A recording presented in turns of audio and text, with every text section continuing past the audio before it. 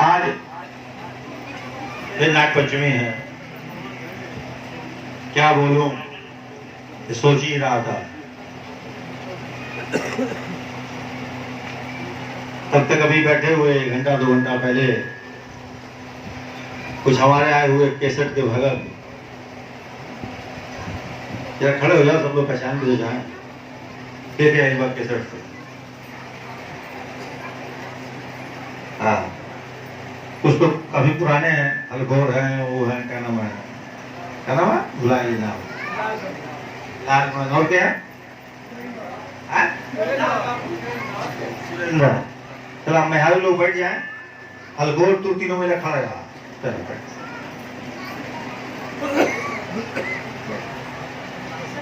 तो 3 आदमी खड़ा रहा।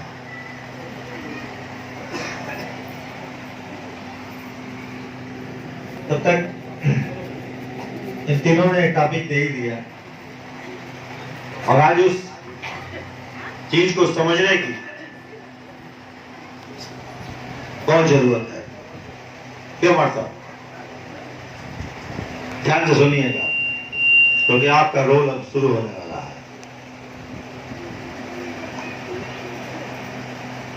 हाँ, तीनों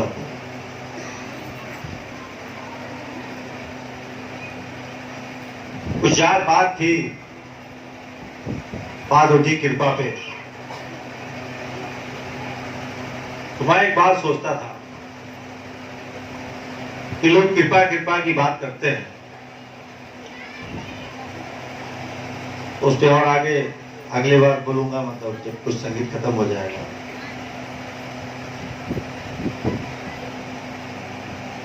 तो जरा कृष्ण के और राम के कैरेक्टर को मैं देख रहा था। सब लोग आते हैं, कृपा कृपा, एक कान में दर्द हुआ, कृपा, केहू का थ्रेसर नहीं चल रहा है, कृपा, केहू का धान नहीं उग रहा है, कृपा, केहू का गैया दूध नहीं देता, कृपा, सब कृपा कृपा।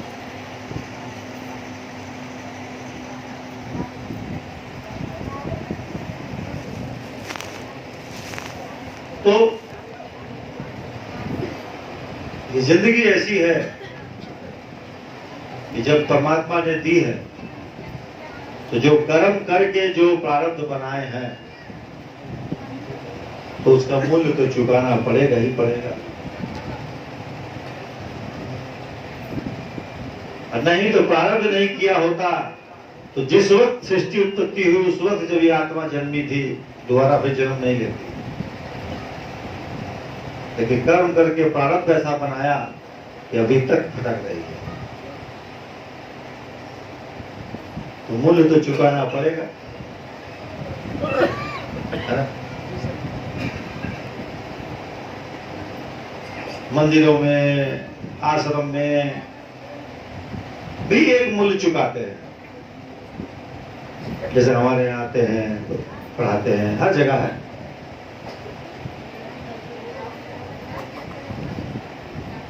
बहुत सा बाहरी प्रकृति ही तय कर देती है, स्वयं के व्यक्तित्व को इतना दबा देती है, सोचने पे मजबूर कर देती है कि बंधवा यहाँ 10 चढ़ाई कि 100 चढ़ाई। मुझे खुद फीलिंग हुई थी, मैं और मेहर जी एक घर, इस दुनिया का सबसे मशहूर मंदिर बालाजी, तिरुपति बालाजी तिरुपति में है। 3 दिन हम लोग लाइन लगाए, लाइन ही लगाते रहे। जब हम लोग मेन लाइन में चल रहे थे, तो लाइन लगने के बाद कम से कम 6 घंटे बाद हम लोग का नंबर आया था मंदिर के पास पहुंचने का। तो हम लोगों ने चढ़ावे के लिए हाथ में या जेब में अलग से निकाल के 101 रुपए रखा था। जब उस मंदिर की लाइन में चल रहे थे घुसे, तो देखते क्या है, कोई इतनी बड़ी गठरी कपार पे रुपए की लिया हुआ है, कोई इतनी बड़ी गठरी गहनों की लिया हुआ है। जब उस मंदिर पे जहाँ डालना था, वो दान पेटी नहीं, वो एक एयरप्लेन वाला जो कपड़ा होता है, जो पैराशूट वाला, उस कपड़े के इतनी बड़ी गोल और इतनी ऊंची कि हम लोग की लंबाई के बाद भी हम लोग उछलने के बाद उसमें डालना पड़ा था। वो उसकी हांडी थी पैसा डालने की। और रात को 1:30 बजे हम लोग का नंबर आया था, उसमें 5 हांडियां बंद के रखी हुई थी। कितनी जा चुकी होंगी इसका भरोसा नहीं।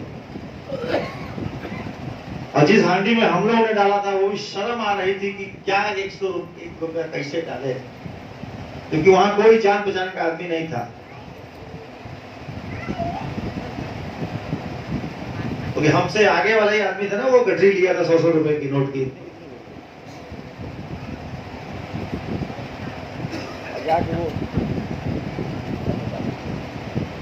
याद है ना? तो मूल्य यहां भी मूल्य चुकाते हैं, मूल्य तो चुकाना ही पड़ेगा, एकदम चुकाना पड़ेगा।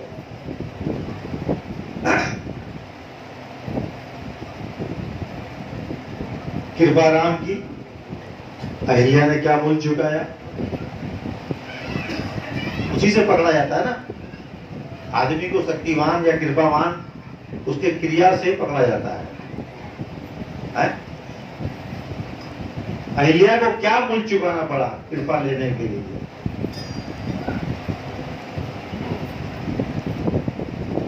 जिसको वाकई में कृपा करते हैं, भाई सब कृपा ना होला कि गोले का दर्द ठीक हो गल, हमार थ्रेसर चले लगल, हमार भैया दूध देवे लगल। वो महेंद्र रोमन एक यहाँ का भगत सुतल उनका बैठल सरकार 1 हफ्ता हुआ भैंसिया दूध नहीं देते बियाई बा। अरे दवा वाला लीला, हाँ ले ली, तब हुई ठीक ना सरकार, आप कह दे ठीक हो जाए। अब तो अच्छा ऐसा मत पिया, अच्छा ठीक है, अच्छा दूध दे दे। दूध ही में भागे भागे अहिला सरकार दूध दे दे। अच्छा तब मैंने ऐसे भाई लगा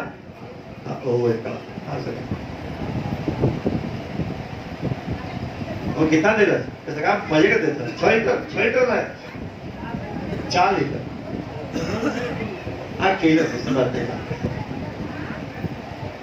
फिर से कृपा, ये कृपा नहीं है। कृपा के लिए मूल्य चुकाना पड़ता है, इसलिए चुकाना पड़ता है क्योंकि मूल्य बटोरा है। मेरा मतलब है रुपया नहीं, कर बटोरे। सबरी ने इतना इंतजार किया जंगल में बैठ करके, जिन साधु महात्माओं के संग थी वो लोग बोले कि तुम लोग चलो मेरे साथ, राक्षस लोग यहाँ कर रहे हैं। वो नहीं गई, वो वहीं बैठी रही। जटायु ने भी कृपा लेने के लिए क्या किया, हनुमान जी ने भी कृपा लेने के लिए पता नहीं क्या क्या किया। सब तो कथा जानते ही हो, बोलने की जरूरत नहीं है।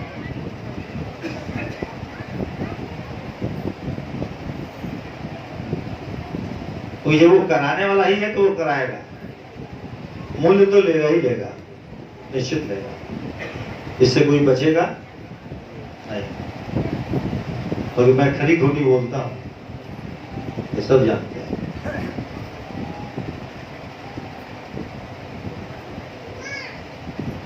कभी भी किसी भी जगह, चाहे अपना घर हो या ऑफिस हो या अपना भक्ति स्थल हो या आश्रम हो, वहां जो परिवर्तन जो हो रहा है, अगर द्वंद्व पैदा किया हो तो उस द्वंद्व में जो अपराध हो रहा है, अपराधी उसी को नहीं करते हैं। जिस घर से आप जुड़े हैं उसमें आपकी जरूरत है और आप पीठ के भाग गए, वहां भी आप अपराध कर रहे हैं।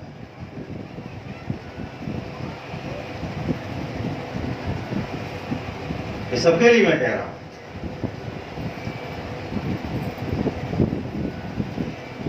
मैं जो कर रहा हूं, मैंने आपको बताया, इतिहास पूरा बताया, अपने ही जुड़े हुए इतिहास को बताया। पाकिस्तान समाधि मेरठ समाधि बनवाने नहीं गए, मेरठ समाधि गढ़वा घाट समाधि बनाने नहीं गया, गढ़वा घाट समाधि परमानंद जी समाधि बनाने नहीं गए, स्वरूपानंद जी रायपुर भगवान समाधि बनाने नहीं गए, स्थिति सम्मिलित हो गए। मैं ना जाऊं, क्या बिगड़ेगा? वो जो बनी किसके लिए बनी, या जो बनेगी किसके लिए बनेगी? मेरे लिए। तो मूल्य जब बनेगी आपके लिए, तो मूल्य तो आपको चुकाना ही पड़ेगा।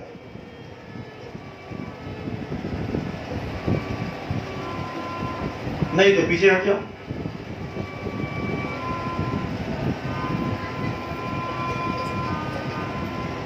नहीं तो पीछे हट जाओ।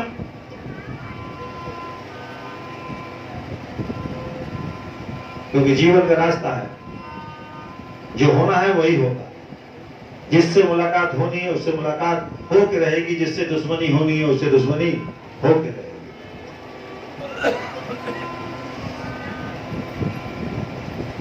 आज से 3 साल पहले, 4 साल पहले गद्दी बैठने से पहले कौन मुझे जानता था? कोई आप मुझे जानते थे? या आप मुझे जानते थे? नहीं जानते थे। या आप लोग मुझे जानते थे? नहीं जानते।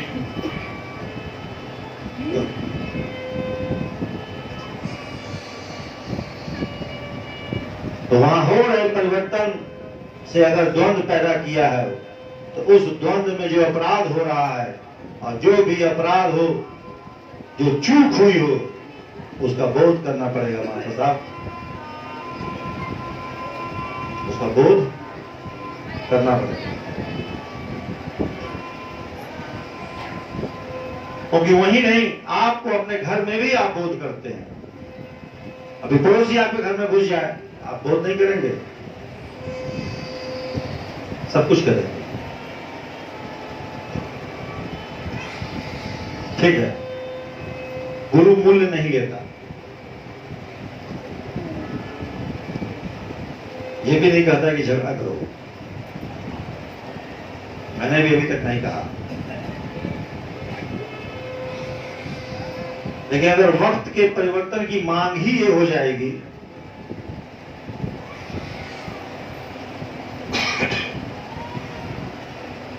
इस बड़ी घटना है, तो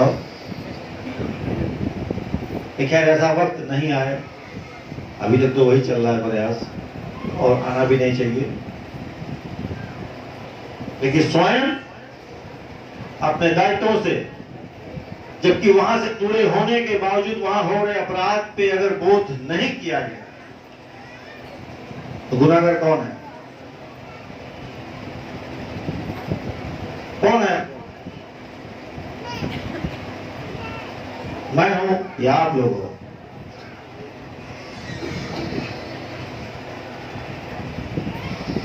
मंथन होना चाहिए कि हम इसमें कहां कहां शरीक हैं,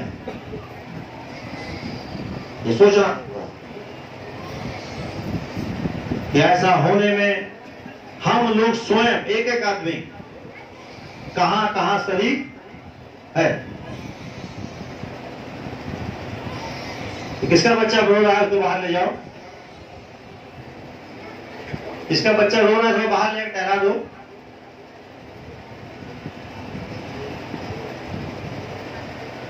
कि हमारी उसमें क्या भूमिका है, हमारी क्या भूमिका होनी चाहिए, ये बोध होना चाहिए।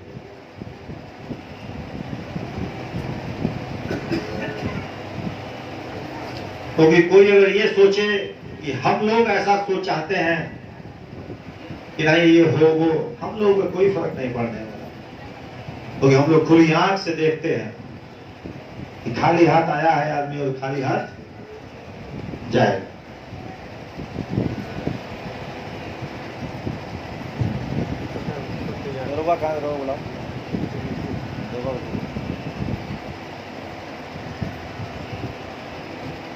खास तौर से ये युवा वर्ग जो है, आप लोग भी युवा में ही आते हो, जो 50 के अंदर अंदर है वो युवा में आता है। खास तौर से युवा वर्ग, तुम इतने भी सस्ते मत बिक जाओ, इतने भी सस्ते में मत बिक जाओ भाई।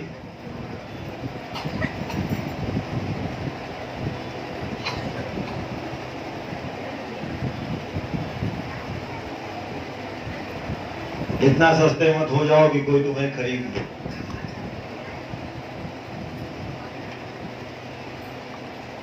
तो जी बुजुर्गों तक का जो समय था बीत गया, लेकिन नौजवान इतने सस्ते मत हो जाओ कि तुम्हें कोई खरीद ले।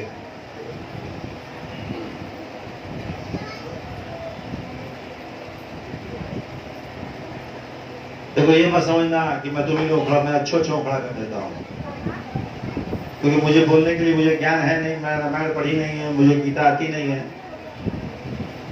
तो व्यवहारिकता को अगर व्यवहारिकता के ज्ञान से समझाने की प्रयास मैं करता हूँ।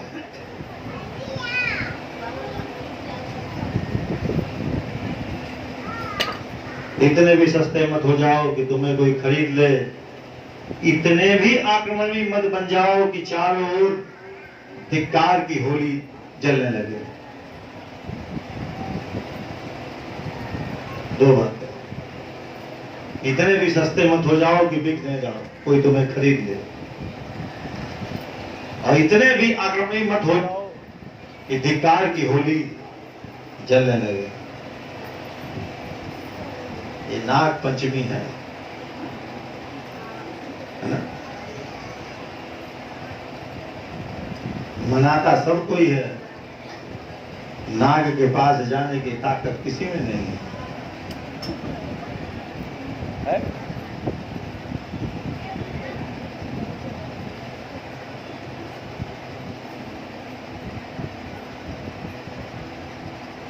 चारों तरफ अपराध की होली चल रही हो, ऐसा माहौल,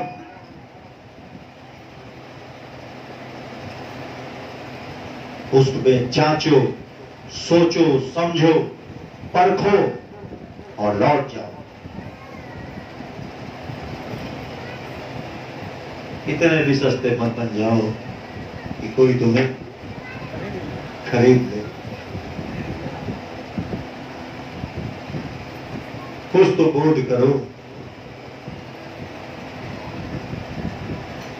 तो मैं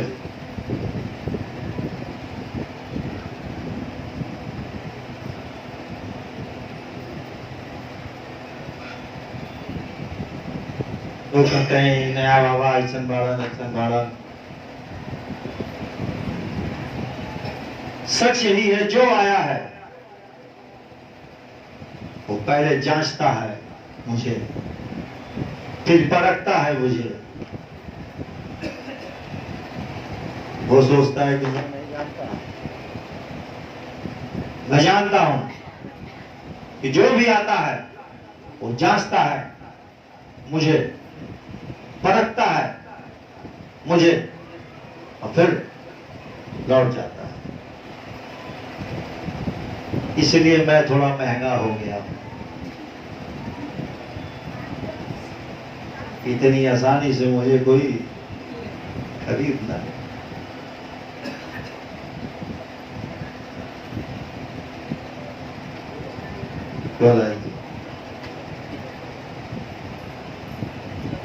इसलिए तुम लोगों को भी कह रहा हूं कि इतने भी सस्ते मत हो जाओ कि कोई तुम्हें खरीद।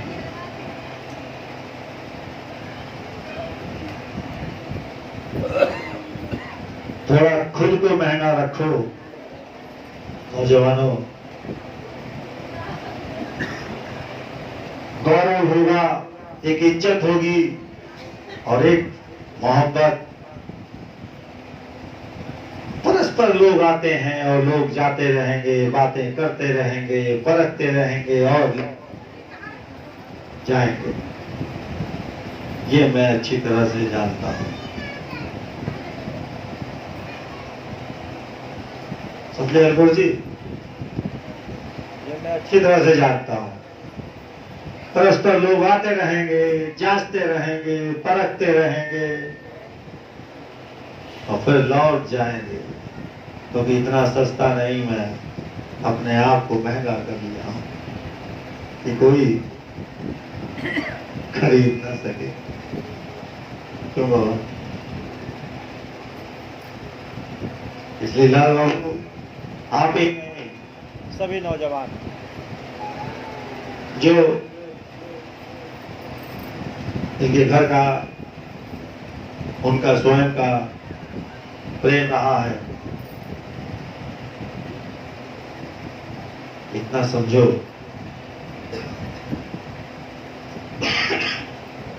इतना सस्ते मत हो जाए।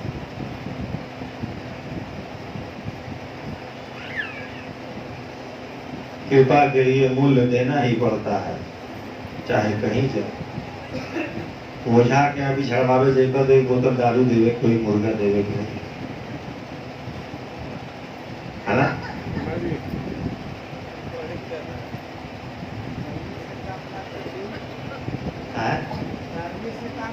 मतलब वो तो फिर अगला हिसाब बनेंगे हम कि 10,000 बड़का है, छोटका है, कहा हम कभी कहते ना ही सुन ले ही तो ही लोगों से। इसलिए मैंने अपने आप को थोड़ा महंगा कर दिया है। अपने आप को महंगा रखोगे तो गौरव, इज्जत और एक मोहब्बत स्वयं आएगी। ये लोग परस्पर आएंगे, जांचेंगे, परखेंगे और दौड़ जाएंगे। तो नहीं जी,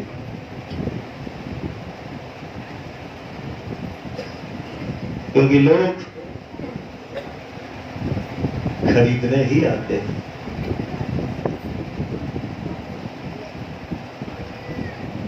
समझे हरगोर जी? लोग मुझे भी खरीदने ही आते हैं,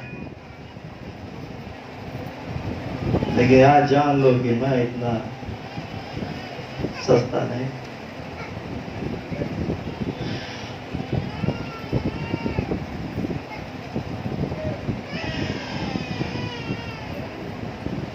मुझे मालूम है कि अगर सस्ता हो जाऊंगा तो बिक जाऊंगा।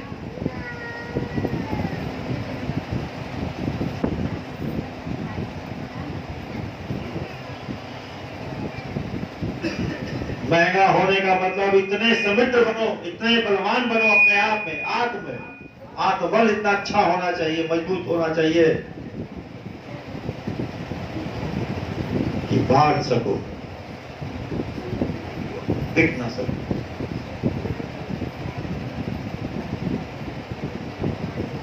अपना स्वयं का इतना आत्मबल इतना मजबूत बनाओ कि बांट सको, बिक ना सको।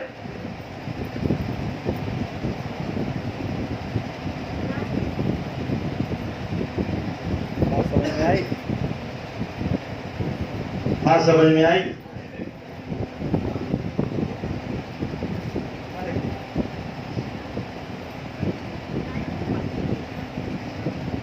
विमलेश देखा भैया, हमें रामायण नहीं आ रहा।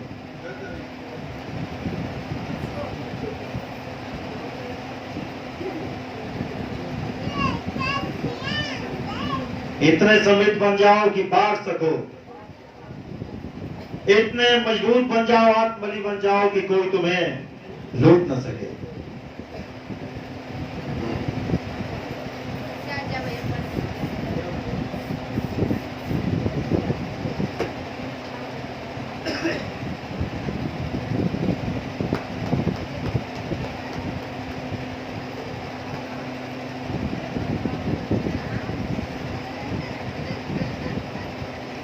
इतने मजबूत बन जाओगे, उस दिन स्वयं सत्पुरुष अपना सब कुछ तुम्हें लुटा देगा। प्रेम से बोलिए सतगुरु महाराज की जय। चला ठिकाना हो जाए।